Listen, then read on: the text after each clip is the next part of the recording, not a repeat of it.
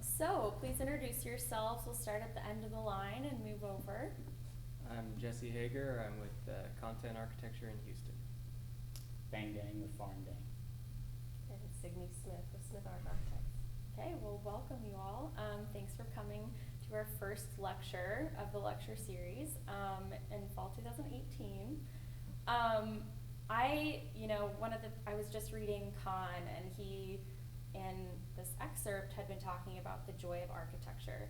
And I know that everyone at architecture school really finds joy in the design and the making and all these things, but when we leave school, a concern is that you start to lose that joy. And I just wanted to pose the question to you all about where you find your joy, maybe in unexpected places now in your career. You want me to go first? Well, it's current for me. It's a great question because I just had my second child, who is 8 weeks old, and one of the things that has been interesting to me over the past, say, even 10 years, is that I found a lot of new joy in the involvement of the children of our clients, which is not what I thought when I was in school. I think of clients as adults, and which was a mistake on my part, of course, just naivete. But there's also the mother-in-law that has been showing up to design meetings. That's a challenge. But the kids have been a real joy, and they are so uninhibited by all the layers of a lot of stuff that we're going to talk about today. Sort of the reality of what it takes to do architecture and the business of architecture and all of that. These sort of fresh minds come at things, and a lot of times they bring up design solutions to their own requests, which are usually pie in the sky, and it's really refreshing. It's something very new, something unexpected, and again, it's probably something I'm keyed into at the moment, having growing our family as well. But that's something that was unexpected, and I really enjoyed it. So you find joy in your clients, which is sort of absolutely. I'm really lucky to say there are very few clients that I would fire. I won't name names. But there are a few, and it's happened. But I might piggyback on that because that's exactly what I would say is where the joy in our work is absolutely with the people, and every project's a new adventure, and we're very careful when interviewing for a job. We're equally interviewing the client, making sure that this is somebody who we're going to spend 2 or 3 years with, and we're going to be comfortable with that. And it's a marriage of sorts. Yeah, absolutely. Yeah. And I would say that that produces more original designs in the end, because they're pushing you to think of things in new ways, even if it's the kid who wants to add a water slide in their home. It changes your perspective on how you're thinking about the spaces through that dialogue. And I would say along those same lines, because we're so focused on the client, of course, in the end, as architects, we want a pretty picture that we can put on the internet and hopefully get more clients and get published and all that. But we finished, this has happened a couple of times recently, where we finished homes and people come up to us in a housewarming party or a home tour or something, and they say, the house is beautiful, but it's actually comfortable. And they say it with surprise. But that's, I think, a really great compliment, and one of my favorite things. And it's totally driven by the client, because they want to be comfortable in their home, right? And they're not going to let us steamroll them for design and propose that they can't sit a certain way or use certain materials in their home. So I would absolutely say the client is where the fun is. Great. Well, that was my first choice too, but since they pretty much gave the all-encompassing answer, I think the second thing really close to that would be working with my team. So I don't know how school is these days. It wasn't as collaborative when we were in school. Right. So you did your own little project, and you got reviewed. And it was pretty friendly, competitive. Friendly competition, yeah. But, which we still have. Yeah, we do too. But it's just, the joy of coming in one day, and maybe you had a short meeting with one of the members in your office, and they came up with something that totally exceeded what you discussed with them, and that's amazing. And seeing them grow and getting more responsibility, that has just been the collaboration real office, because sometimes we're so busy, we don't even have time to think about ownership or whatever, right? Yeah, You're just, absolutely. everyone's delegating and taking their expertise to the project, and it's amazing to see, like coming in and seeing a rendering that you didn't expect when you laid your head down the night before, that was what it was gonna be. You Yeah. had a vision, and then it exceeded that. It's just, it's You very. know what that makes me think of too, I'm sure you guys collaborate a lot. I'm surprised at collaborations with the general contractor Mm. and how rewarding those are. Yeah. I never thought about that in school. I mean, Right. you know that you have teams, you know that there's somebody that builds the project, you know you'll have a structural engineer, Right. you know you'll collaborate. Right. But I didn't think I would find that much joy in it. Mhm. And it is fun. I Right. love CA. I Right. mean, it's going out and there's a problem and it's unexpected, and the things that other disciplines bring. Mhm. But yeah, I think the collaboration is also really, it's fun. Great. I mean, that's great to hear, because there's always this assumption that you won't, we do architecture despite our clients and that kind of thing, Yes, but yes, yes. Yeah. And it's our relationships. contractors, yes. Yeah, right. Mhm. That they're right. kind of the enemy, but Right. it's not. It's not. It's not like that. No. Most Well, of the And time. most projects get better the more Right. you involve Absolutely. the Yeah. rest of the team. Mhm. Well, that's wonderful. That's good news, yeah.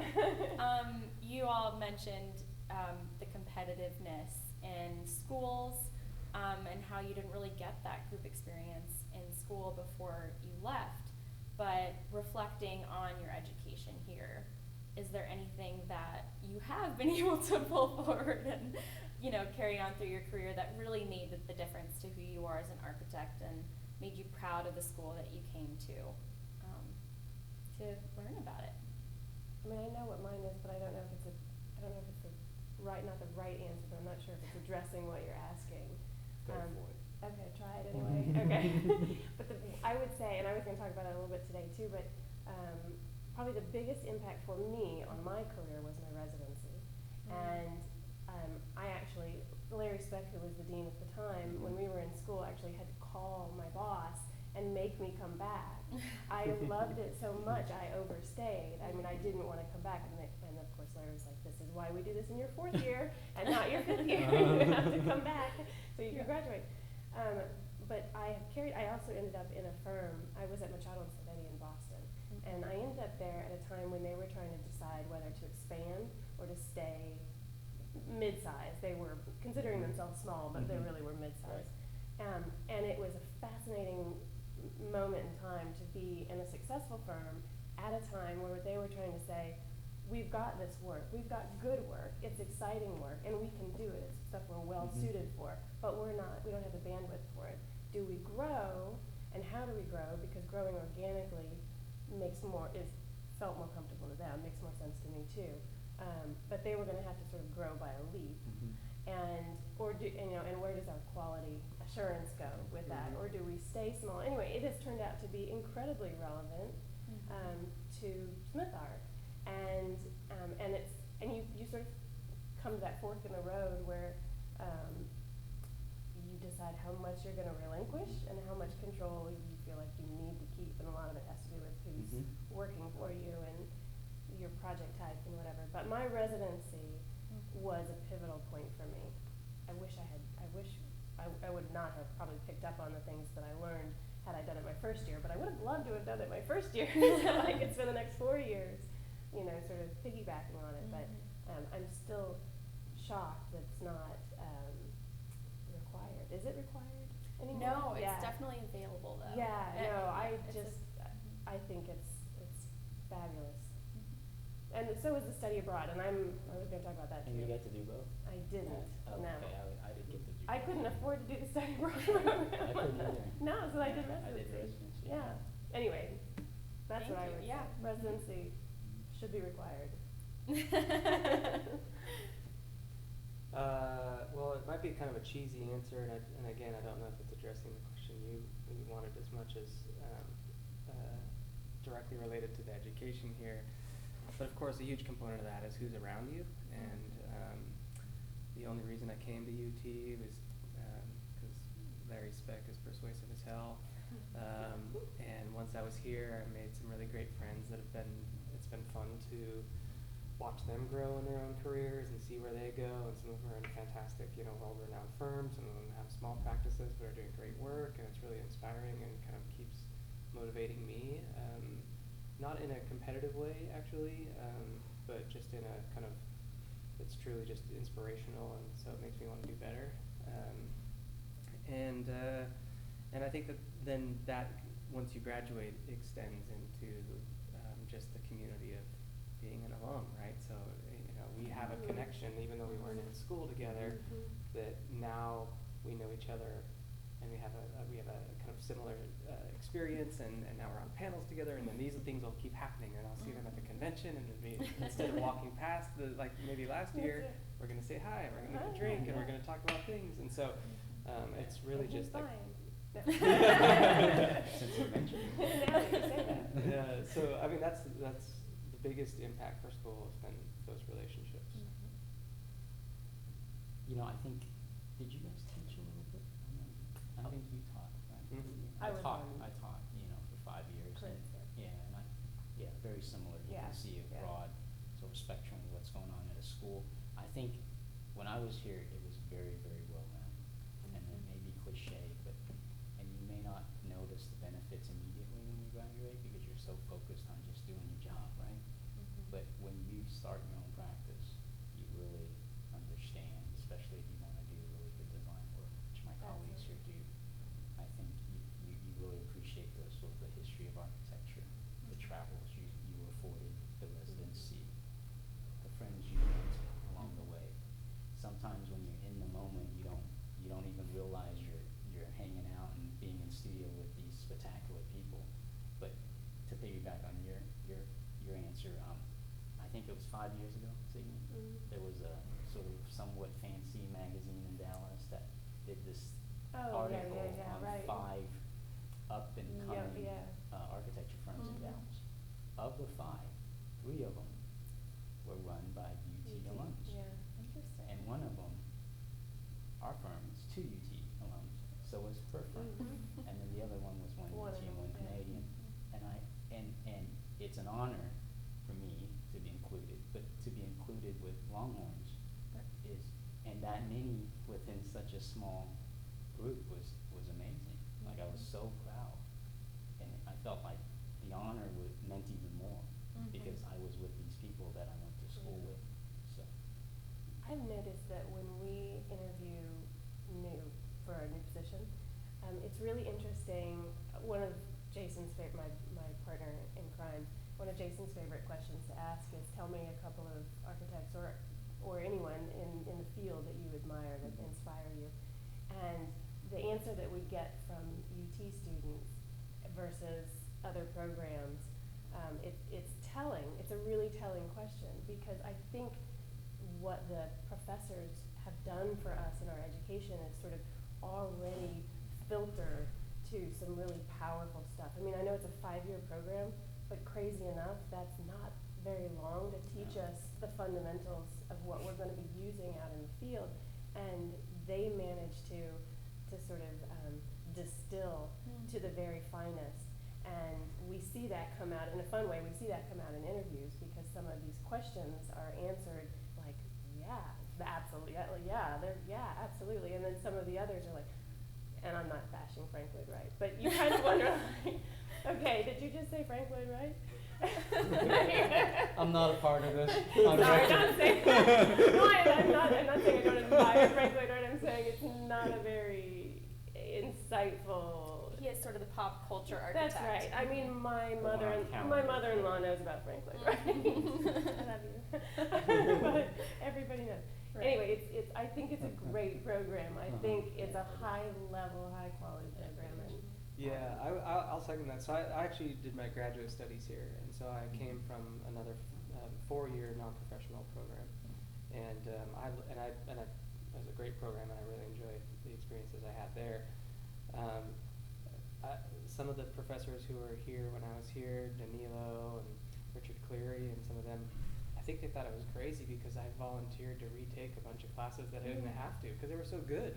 And then there were so many great new perspectives on things, and people like Chris Long with these really fantastic insights into kind of a broader understanding of architecture. And so I would definitely second that the exposure I got through, Stephen Moore and the Center for Sustainability, all those was really kind of eye-opening.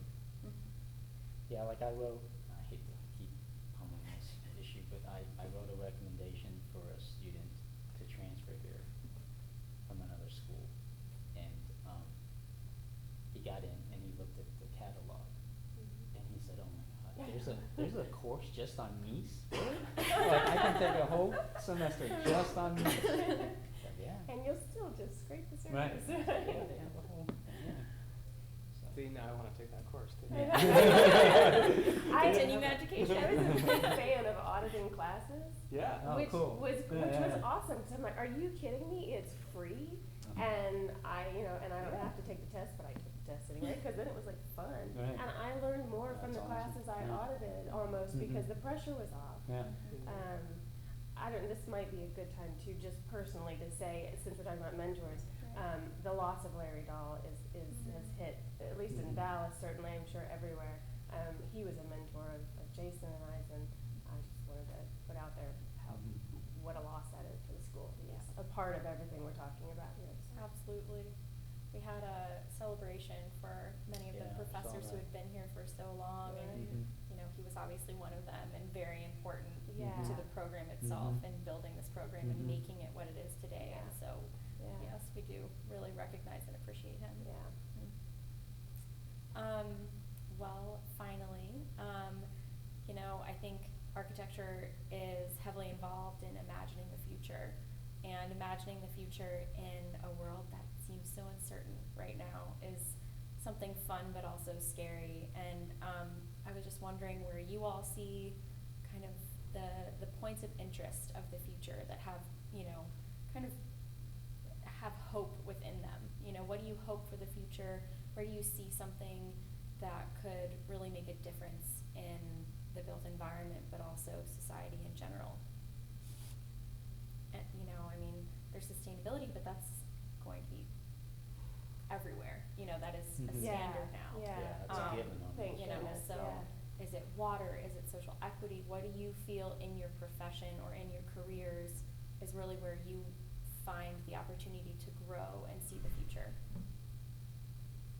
I know my answer is going to be really different than y'all, so That's you go great, first. though. No, you guys go first. Well, I'll say this in a broad sense. There was a time, and maybe it was about the late 90s, I think, when I was graduating, where architects started taking lesser and lesser roles because of liability issues, and people started, everyone, engineers were calling themselves architects. We were just afraid to take on the liability, so we had less responsibility, and our focus was becoming very narrow.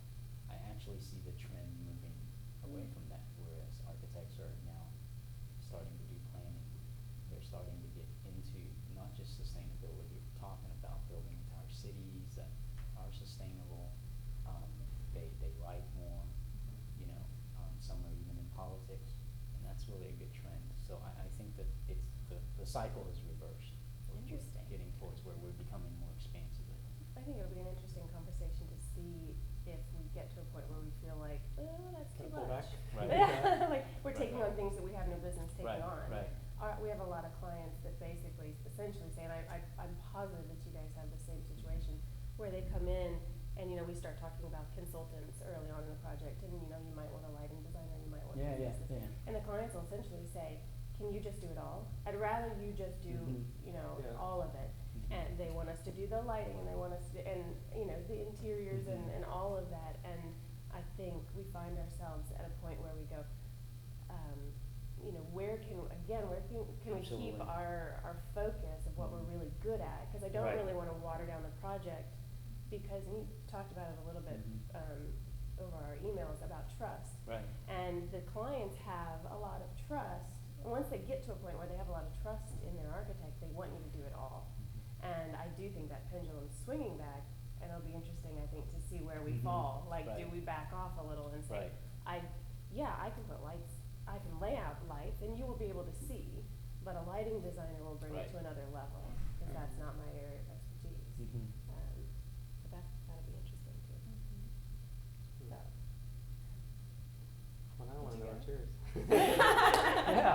Oh, mine's, well, Jason will probably shoot me for this, but I'm super excited about what we're doing here today because I sort of minored in business. That's my interest. And I came at architecture from generally a very different direction. I didn't come at it from an interest in art or design, or I have a very deep appreciation for that, but I'm not a great designer. I'm a good designer at best, but I'm a really great critic, and I'm very interested in. I had some early experiences with the way architecture impacted society and sort of social change, and I ended up, long story short, in a demonstration in Red Square in 1991. I was a foreign exchange student, and that moment of seeing this social change literally sort of impacting the buildings and the buildings impacting it, that to me sort of set me on this trajectory to where I was interested in the business of architecture from the standpoint of sort of escorting,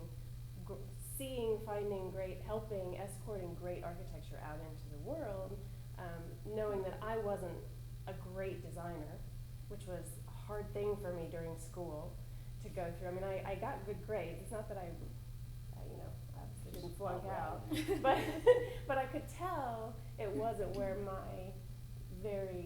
at least where my passion was. And to me, my passion is about finding people who are really exceptional at what they do, and then helping that product get out there in the right way. Because I feel like our field has a responsibility.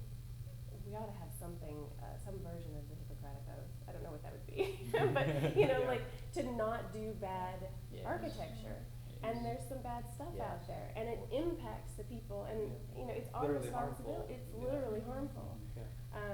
And so, to me, I love the fact that this is the kind of panel that we're having today, talking about starting your own business. And I may have taken it in a slightly business direction because that's what I'm interested in, but I do think it's applicable in the way that.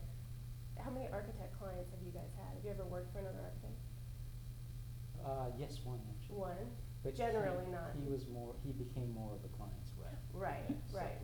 I mean, unless you're working for an architect, most of our clients are business people. And I think talking that language, understanding business, and talking the language that our clients talk, I would like to see that more in architecture, because I think we will have the ability to put more of this good product out there when our clients feel like we're connecting with them on a level that they understand. So the business part of it is interesting to me. And I'll let y'all do the great design. Good. And Jason. So I guess for me it's about a projected future, and any architectural project is pretty much aspirational by its nature, right? Somebody's coming to you and they want to create something, and it's your job to help them and shepherd them and bring it into the world. So I think that we've touched on some of those aspects. Like, I think it's irresponsible to create something that is not within the realms of possibility or within a client's constraints, whether they're budgetary or whatever they are. And it's our obligation as architects to navigate those waters and understand aspects of business and construction and all of these other fields that we need to bring into this in order to do this, to bring this project to life. And so I think the biggest thing, and maybe it's more of just a piece of advice or a way of moving forward, is to just keep questioning and